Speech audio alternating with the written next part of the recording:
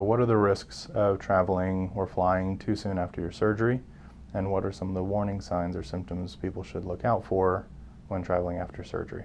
My name is Christopher Foster, and I'm a general surgeon here at Norman Regional, here today to discuss some questions regarding travel after surgery, as well as certain things to look out for and certain restrictions. Some of the risks of flying too soon after surgery can include some expansion of the normal postoperative risks. There is a risk of dehydration when you're in a flight, so it's really important to stay well hydrated after any sort of surgery and during travel as well. Additionally, with flying after surgery, there is a risk of forming blood clots in your legs called DVTs, or deep vein thrombosis. That risk is slightly higher in that post-surgery period just because of the inflammation that happens after surgery. So things to watch for in your post-operative period: looking for infections, worsening pain, or recurrent pain that initially improved after your procedure. Any problems with your wounds or changes in the wounds are noted.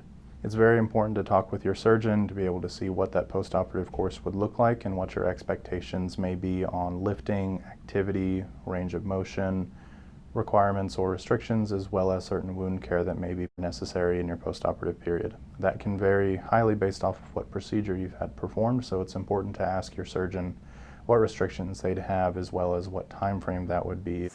Different types of surgery can have different restrictions and recovery when considering flying after your procedure. Endoscopic procedures like colonoscopies or EGDs can have a shorter recovery from that. Think about 24 hours, and it should be safe to fly after that. Minor procedures or skin and soft tissue procedures, including small intra-abdominal procedures, you can typically fly within 4 to 7 days after the procedure.